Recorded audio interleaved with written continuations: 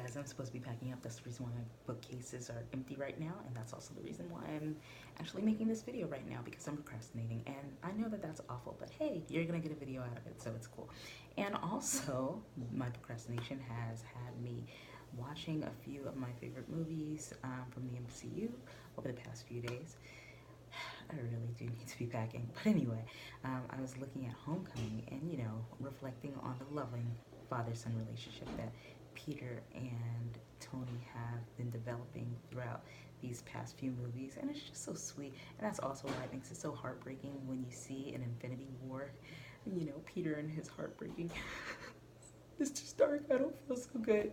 I mean, we know that Tom Holland has some contracts for some sequels, so he's coming back. This isn't the last of Spidey, but still, it was a little bit heart wrenching, I gotta say.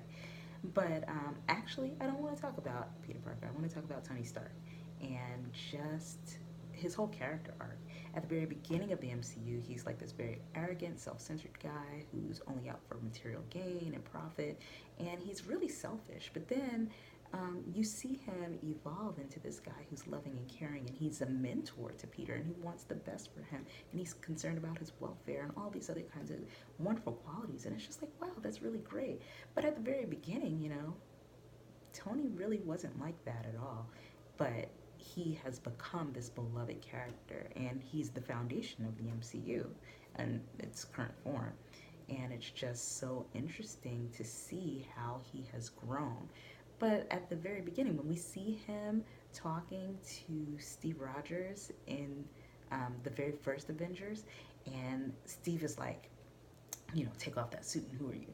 And he's like, I'm a billionaire, genius, playboy, philanthropist. I'm like, oh, okay, well, I guess you know who you are, huh?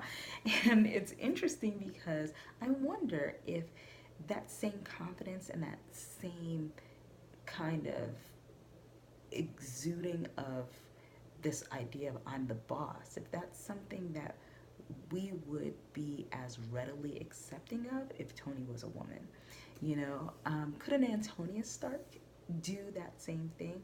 And I just wonder, not to say that arrogance is something to aspire towards, not saying that. But there's all these other qualities about Tony, his charisma, his charm, his humor, that make him kind of lovable. And I wonder if a woman, even with all those other things, would also be accepted as readily as Tony was, as somebody who we embrace and that we look up to, either in a cinematic universe or in real life.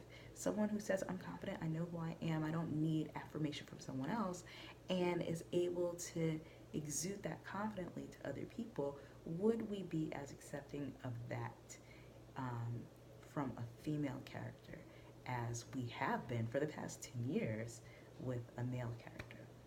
I wonder.